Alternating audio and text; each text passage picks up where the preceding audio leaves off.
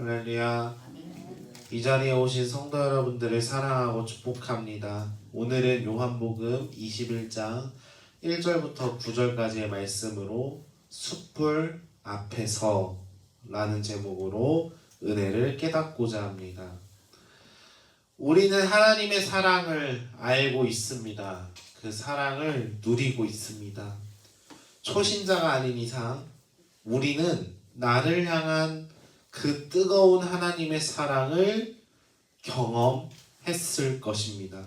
그렇기 때문에 우리는 하나님의 사랑을 누리고 그 사랑을 의지하며 세상을 살아갑니다. 그러나 간혹 이 하나님의 사랑을 오해하는 이들을 간혹 보게 되는 것 같습니다.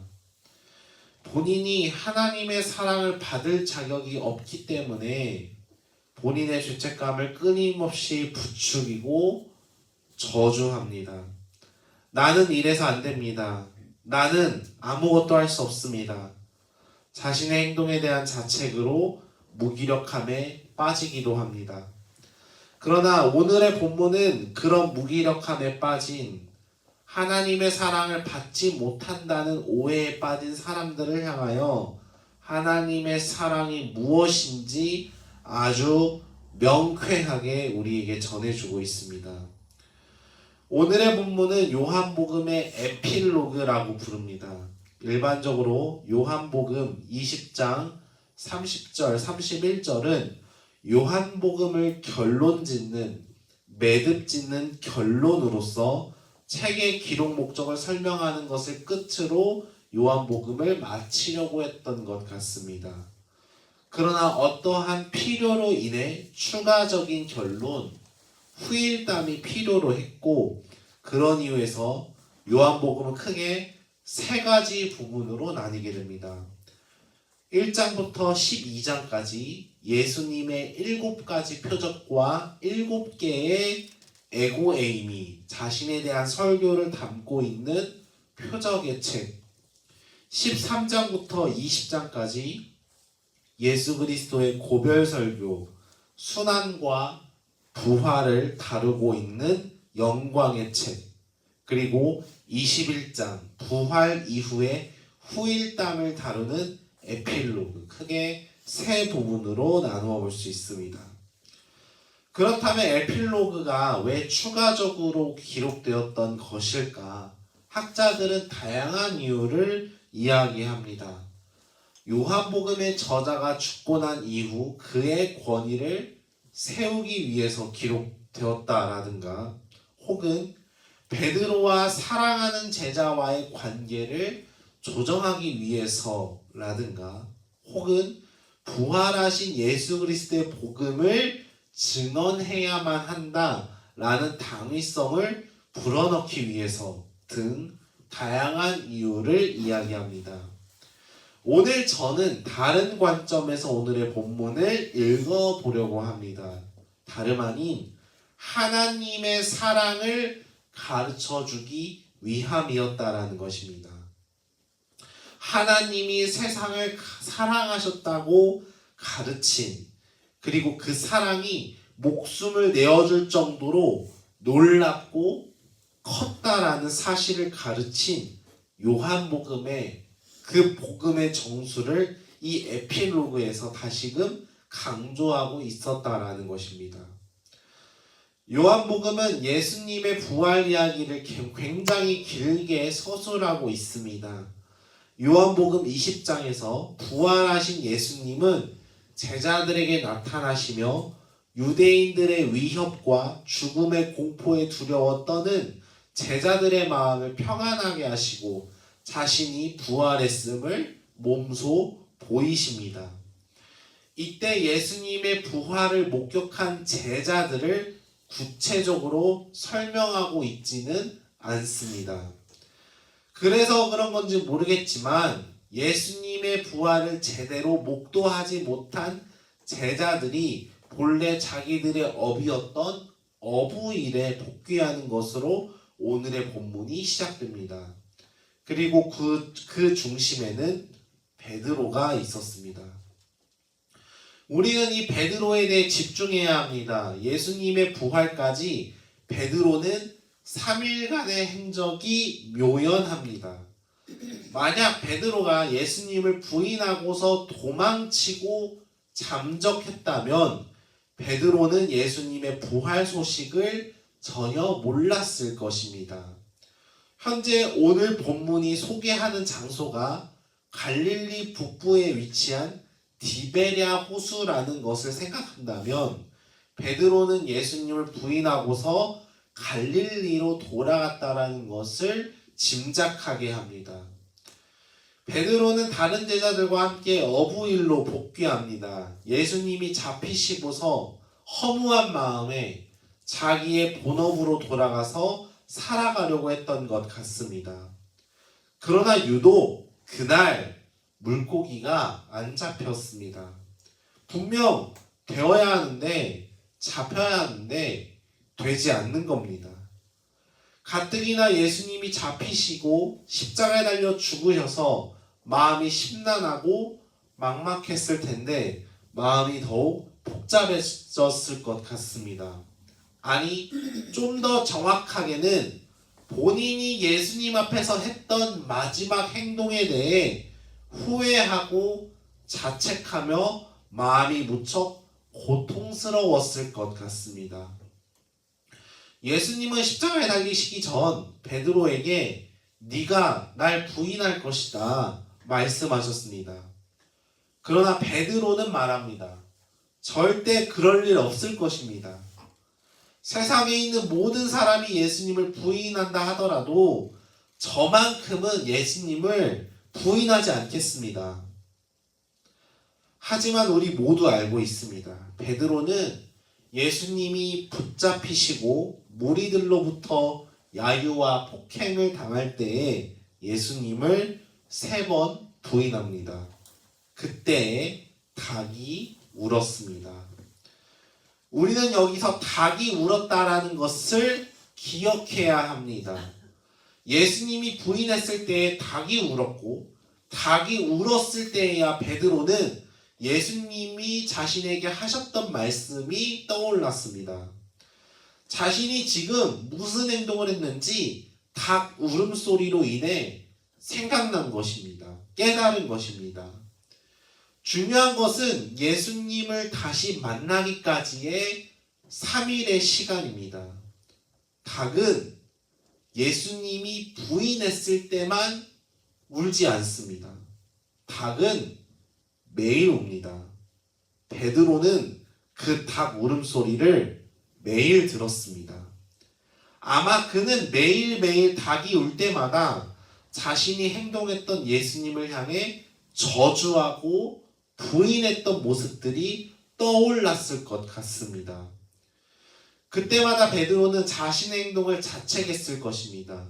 진실로 사랑했고 진심을 다해 따랐지만 순간에 찰나의 두려움과 공포로 인해 자신의 스승을 부인하고 저주했던 연약한 자신의 모습에 무척 비통해했을 것입니다.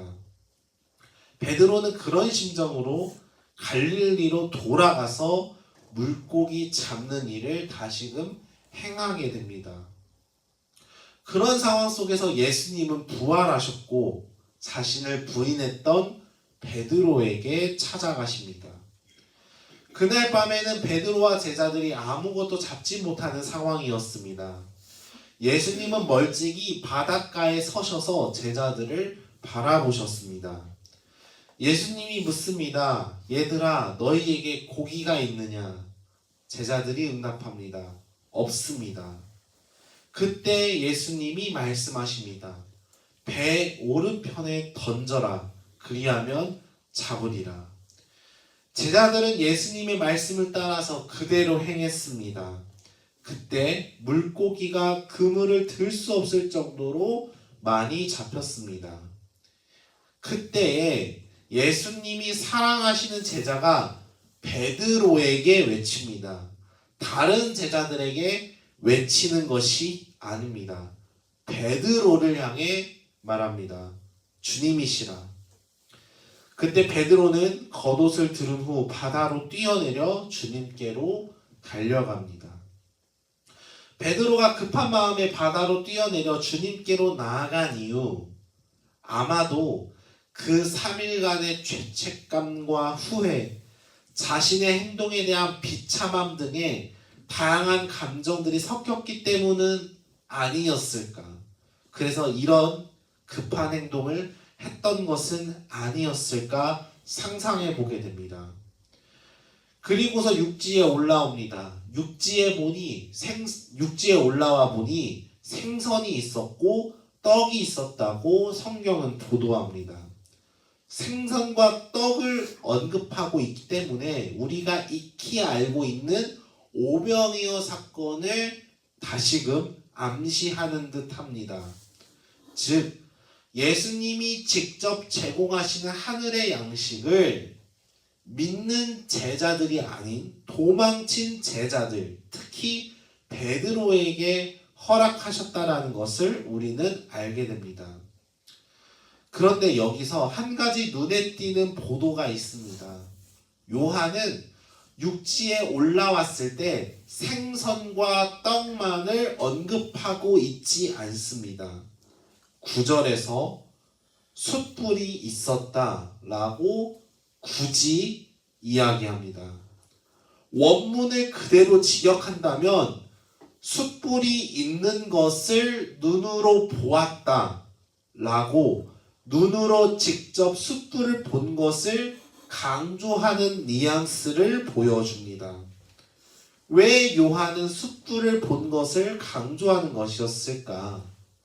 하나님의 사랑이 여기에서 나타나기 때문입니다. 요한복음 18장을 보게 되면 예수님이 잡히시는 장면을 요한은 아주 구체적으로 설명하고 있습니다. 유대인들과 종교 지도자들, 군대들이 예수님을 결박하고 안나스에게 끌고 갑니다. 이때 예수님의 제자 중 두 사람, 시몬 베드로와 사랑하시는 제자가 예수님을 따릅니다. 사랑하시는 제자는 대제사장과 친분이 있었기 때문에 예수님과 함께 대제사장 집으로 들어가지만 베드로는 그러하지 못했습니다. 그는 집 문 밖 뜰에 서 있었습니다. 이때 베드로가 예수님을 알지 못하며 예수님을 3번 부인하는 일이 일어나게 됩니다. 공교롭게도 요한복음 18장 18절에서 그 장소가 개역개정 성경으로는 불, 헬라어 원문으로는 안드라키아, 숯불이었다고 이야기합니다. 즉 21장에서의 숯불, 안드라키아를 굳이 언급한 이유는 18장에서 베드로가 예수님을 부인했던 그 상황을 다시금 재현하기 위함이었다라는 것입니다. 그러나 우리는 알고 있습니다. 21장에서의 숯불의 현장은 베드로가 다시 한번 예수님을 3번 부인한 현장이 아닙니다. 오히려 예수님은 베드로에게 네가 나를 사랑하느냐 3번 물으시며 베드로의 입으로 주님을 사랑한다고 고백하게 하셨습니다.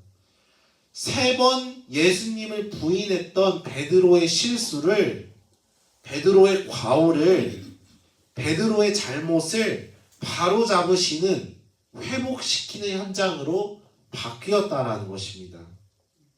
18장의 숯불의 현장이 하나님의 사랑을 저버린 인간의 이야기라면 21장의 숯불의 이야기는 그런 인간을 다시금 강권하시는 하나님의 사랑을 말하고 있다라는 것입니다. 우리는 이 지점에서 요한복음이 말하는 하나님의 사랑을 더욱 구체적으로 이해하게 됩니다. 설교 서두에서 말씀드린 것처럼 간혹 하나님의 사랑을 받을 자격이 없다고 생각하고 본인의 행동을 자책하고 스스로를 비관하는 사람들이 있습니다. 하지만 우리는 이 말씀에 기대어 분명하게 선언해야 합니다. 믿어야 합니다. 하나님은 우리를 진실로 사랑하십니다. 이 하나님의 사랑은 어느 누군가를 배제하지 않습니다. 그 사람이 어떤 사람이든지 간에 하나님께서는 보듬어 주시고 도와주십니다. 이것이 하나님의 사랑인 것입니다. 어느 누구도 차별이 없습니다. 단 하나밖에 없는 아들을 세상을 위해 내어주셨다라는 것은 그런 의미인 것입니다. 당신이 어떤 삶을 살아왔든지 간에 사랑받을 만한 자격이 있든지 없든지 간에 그것은 중요하지 않습니다. 비록 당신이 주님을 모른다고 주님을 저주하고 주님을 부인하고 주님을 무시하고 공격했던 때가 있다 하더라도 하나님은 당신을 사랑하십니다.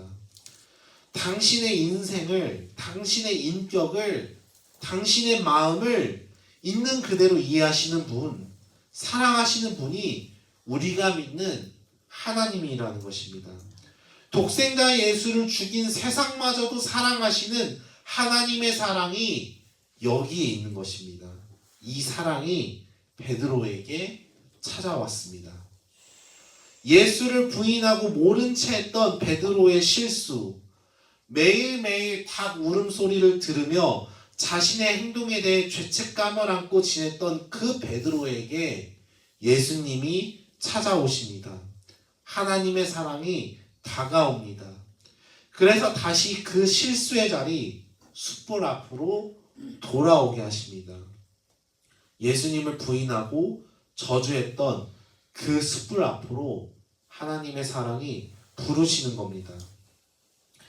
이제 같은 실수를 범하지 않습니다. 이제 죽음의 위협과 세상의 조롱에 두려워하지 않습니다. 왜냐하면 이제는 하나님의 사랑이 나를 강권하신다라는 사실을 알기 때문입니다. 예수님을 3번 부인했던 숯불의 현장에서 베드로는 이제 자신을 강권하시는 하나님의 사랑에 의지하여서 내가 주님을 사랑합니다 라고 고백합니다. 이제 나는 주님을 모른다고 하지 않습니다. 이제 나는 주님을 배신하지 않습니다. 이제 나는 주님만을 따르겠습니다 라고 고백합니다. 예수님을 부인했던 숯불 앞에서 하나님의 사랑을 통해 예수님을 알고 있다고, 예수님을 믿는다고, 예수님을 사랑한다고 고백한 베드로의 인생이 바뀌기 시작합니다. 실패감과 죄책감에 둘러싸여서 의미 없는 고기잡이로 살아간 그의 인생이 하나님의 사랑으로 회복되기 시작합니다. 사랑하는 성도 여러분, 오늘도 주님께서는 우리에게 숯불 앞으로 하나님의 사랑을 가지고 부르시고 계십니다. 우리를 부르시며 기다리고 계시는 숯불의 현장은 죄의 책임과 질타와 손가락질이 아닙니다. 오히려 새로운 사명을 부어주시는 우리의 과오와 자책과 실수를 변화시키는 회복의 현장입니다. 주님은 베드로에게 이렇게 말씀하고 싶으셨던 것 같습니다. 네가 나를 무시하고 부인하고 거부하더라도 나는 결코 너를 포기할 수가 없다. 내가 너를 사랑하기 때문에 나는 너를 버릴 수가 없다. 네가 나를 버리더라도 나는 너를 버리지 않겠다. 네가 나를 포기하더라도 나는 결코 포기하지 않겠다. 그 크신 하나님의 사랑이 베드로의 삶에 스며들며 베드로의 인생은 주님을 모른다고 부인했던 모습에서 주님을 알고 주님을 사랑한다고 고백하는 모습으로 바뀌게 됩니다. 지금도 그 사랑이 우리를 강권하고 있습니다. 지금도 이 사랑이 우리에게 있습니다. 무기력하게 있습니까? 자책하고 있습니까? 부족하다며 한탄하고 있습니까? 남몰래 한숨 쉬면서 막막한 가슴을 쓸어내리고 있습니까? 주님이 부르십니다. 그 숯불 앞으로 부르셔서 놀라운 사랑으로 우리를 회복시킬 것이라고 말씀하십니다. 하나님의 사랑을 통해 베드로가 의미 없는 어부일에서 다시금 예수 그리스도를 증언하는 자로 살아간 것처럼 우리 역시 새로운 사명을 감당할 수 있도록 주님께서 우리를 회복시켜 주실 것입니다. 누군가에겐 지우고 싶은 실패의 자리입니다. 누군가에겐 다시는 서고 싶지 않은 자책의 자리입니다. 숯불이 마치 나를 불태우는 것 마냥 나를 괴롭게 만드는 고통의 자리일 수도 있습니다. 하지만 하나님의 사랑이 나를 강권하신다라는 그 분명하고도 명쾌한 진리를 우리가 믿는다면, 그 사랑이 나에게 있다라는 사실을 믿는다면 숯불의 자리는 바뀌는 것입니다.